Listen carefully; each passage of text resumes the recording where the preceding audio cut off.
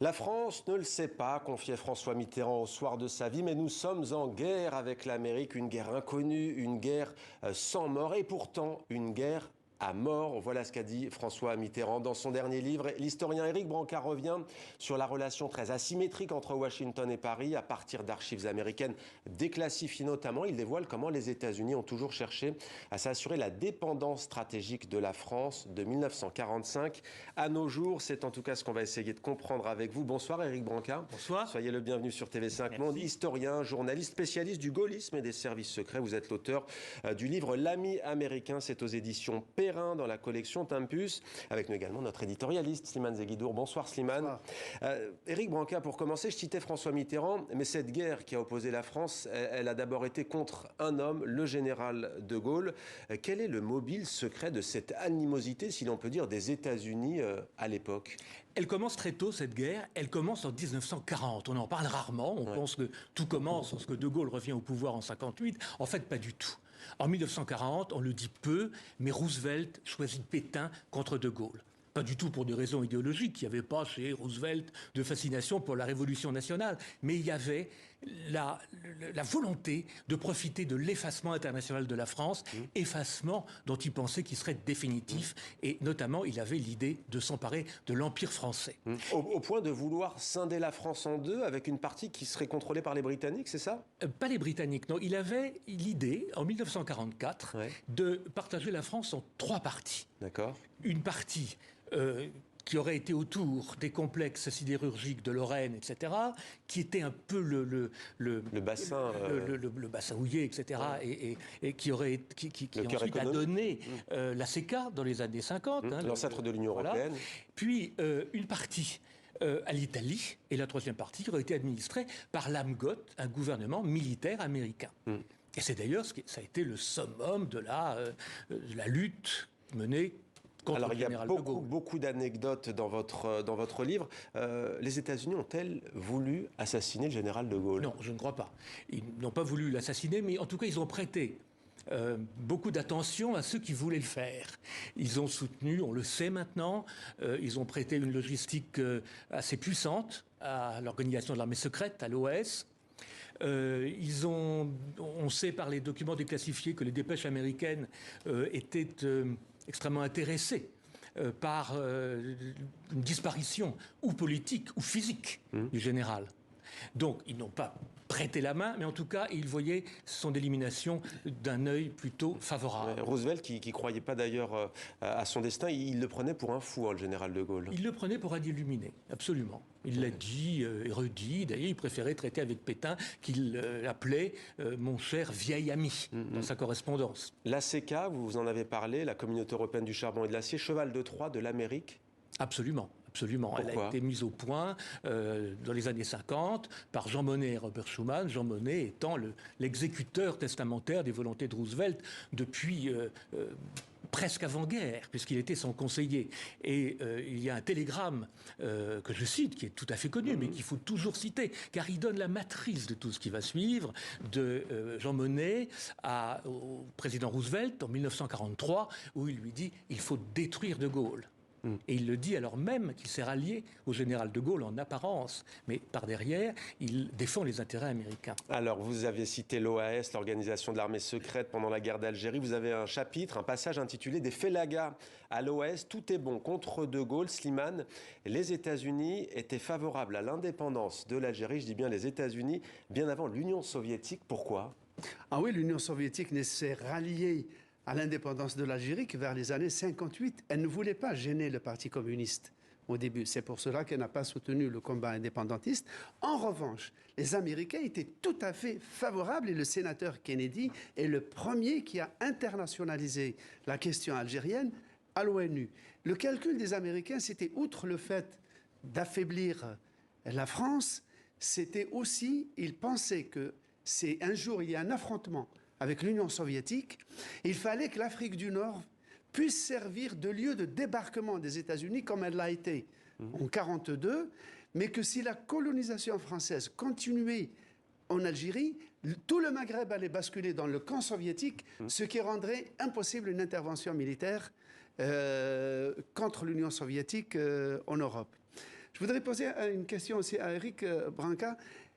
Comment se fait-il que les Américains ont pu accepter que la France puisse s'asseoir avec les vainqueurs de la Deuxième Guerre mondiale? Il paraît que c'est avec l'aide de l'Union soviétique. Alors ça, c'est une opération, une des plus belles opérations de De Gaulle à l'extrême fin de la guerre, qui est vraiment il a mis au point, il a illustré sa théorie du faible au fort, de la dissuasion du faible au fort. En réalité, les Américains voulaient que De Gaulle ne parvienne pas à Strasbourg, ne libère pas Strasbourg, pour qu'il ne passe pas de l'autre côté du Rhin. Et la première armée française, la deuxième DB, du général Leclerc, sont passés de l'autre côté du Rhin, ont pris des gages en Allemagne et on n'a pas pu les en expulser. Et De Gaulle s'est vraiment imposé, grâce au soutien, il faut le dire, et de Churchill et d'Eisenhower, du commandant en chef américain, qui trouvait les calculs de Roosevelt totalement délirants, qui ne comprenait pas cette hostilité à De Gaulle, et il a effectivement été aidé. Et Staline a été plutôt spectateur dans cette affaire-là. Mais c'est une prise de gage du général De Gaulle en Allemagne qui a permis qu'on puisse s'asseoir à la table des vainqueurs. Et Éric Branca, ce qu'on aimerait comprendre, c'est pourquoi la France, est-ce à dire que les autres pays européens avaient acté qu'on pouvait être à la fois ami et vassal et que le général De Gaulle a dit non? C'est tout à fait ça, puisque l'Allemagne était vaincue. Donc l'Allemagne n'avait pas grand-chose à dire. L'Italie, n'en parlons pas. L'Angleterre, depuis que Churchill a inauguré la relation spéciale avec les États-Unis, était dans l'orbite américaine. Oui, d'ailleurs, je crois que je parle sous le contrôle de Slimane, mais le général de Gaulle disait que la frontière entre la France et les États-Unis, c'était pas l'Atlantique, mais c'était la Manche, c'est ça? Absolument, absolument. Il avait le sens de la formule. Il avait le sens de la formule. Et donc, quand De Gaulle arrive au pouvoir en 58, quand il revient au pouvoir, qu'est-ce qu'il fait? Il propose une Union européenne qui n'appelle pas une Union européenne, mais qui est déjà le début d'une architecture confédérale. Et une union avec l'Allemagne, très étroite. C'est le traité de l'Élysée de 63, et c'est le plan Fouché, qu'on oublie complètement, mais qui est très important dans l'histoire des institutions européennes. Et qui le torpille? Les Hollandais, les Belges, sur ordre de Washington, et le traité de l'Élysée est torpillé par Jean Monnet, qui fait ajouter par le Bundestag, c'est l'influence considérable de Jean Monnet, contre l'avis du chancelier Adenauer, un préambule qui dit que la fidélité à l'OTAN doit primer sur la fidélité à la nouvelle Europe. Qu'on appelait la Quand est-ce que la France se dote de l'arme nucléaire? En 1961. 1960. De Gaulle à ce propos, il semblerait que dans l'esprit du général de Gaulle, la bombe non seulement devait sanctuariser le territoire français, mais qu'elle devait surtout rendre la France indépendante du parapluie nucléaire américain. Absolument, parce qu'à la même époque, les Américains passe de la dissuasion massive à la doctrine de ce qu'on appelle la riposte graduée. C'est-à-dire qu'ils disent que si un des pays de l'OTAN est attaqué, on répondra selon l'ampleur de l'attaque. Ce qui veut dire que De Gaulle voit tout de suite que ça peut être une volonté de transformer l'Europe en champ de bataille, en règlement de compte, en champ de règlement de compte entre les deux grands. Et donc, il dit qu'il faut que la défense de la France soit française. Sans le général de Gaulle, que serait devenue la France, un vassal des États-Unis? Vassal. Parce qu'il est sorti de l'OTAN. Il est sorti de l'OTAN, le général de Gaulle. Un allié docile. Un allié docile. Le refus de la France. Est-ce qu'aujourd'hui la France maintient son autonomie de décision stratégique? Écoutez, dans la mesure où Nicolas Sarkozy a fait réintégrer le commandement de l'OTAN d'où De Gaulle nous avait fait partir, il est clair que cette autonomie est bien moindre. Elle est bien moindre. Le dernier acte d'insoumission, si l'on peut dire, de la France aux États-Unis, c'était le refus d'aller faire la guerre en Irak. Chirac.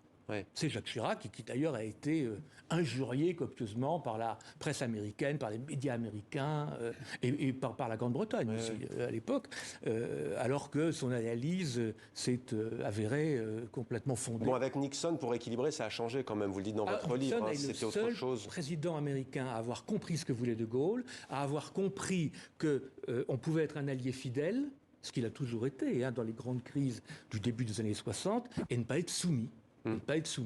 Slimane, je vous donne la parole. On aimerait voir aussi ce qui reste de cet état de fait, de cette guerre de 30 ans, à l'aune de ce conflit qui se joue aujourd'hui aux portes de l'Europe entre la Russie et l'Ukraine. On entend parfois dire, à tort ou à raison, que les États-Unis font tout pour empêcher cet axe qui irait de Lisbonne à Vladivostok ou de Gibraltar à Vladivostok. Qu'en est-il, messieurs ?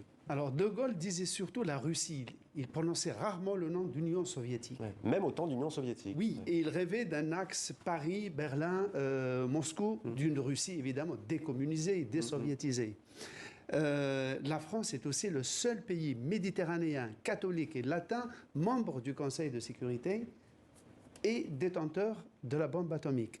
Alors, la question c'est, est-ce que, lorsque nous voyons Emmanuel Macron, étant le seul chef d'État européen qui, le premier, a été voir Vladimir Poutine pour essayer d'imposer une solution diplomatique avant l'aventure de la guerre, est-ce que ce jeu personnel de la France à travers son président témoigne encore de la persistance de cette volonté d'avoir une voix française dans le concert européen et de l'OTAN ? Je serais tenté de dire que c'est une trace qu'a laissée l'action du général de Gaulle.